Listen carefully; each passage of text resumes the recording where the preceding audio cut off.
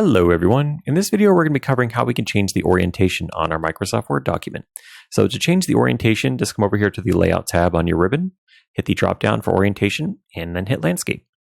And now you can see our entire document has been swapped over to Landscape, which may be good, may not be, but maybe you only wanted the first page to be landscape and the second page to be portrait, or vice versa. So let's actually add an image here, and then we'll one of the most common reasons that you would want to make a page landscape, I'm assuming, would be because you have like an image on the page or maybe some chart or this graph that's pretty big and it just doesn't fit nicely in a portrait view. So let's actually add an image. So let's come over here to Insert, Image. We'll do Stock Images, and we'll try to find one that's really wide. You know what? This one with the crown.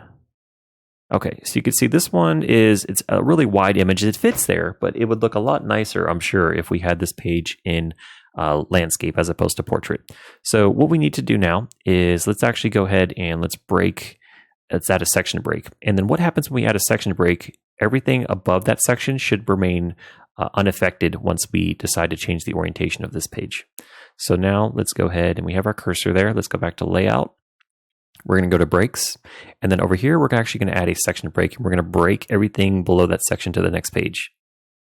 So you can see now we have this section break with our markers showing up here. And now once we make this change, it shouldn't impact anything below it, or above it, I'm sorry. So now let's go ahead and we have our cursor in this section.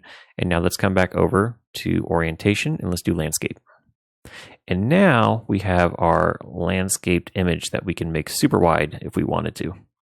And it didn't impact anything above it. You see how I made it so big, it made it, put it on another page.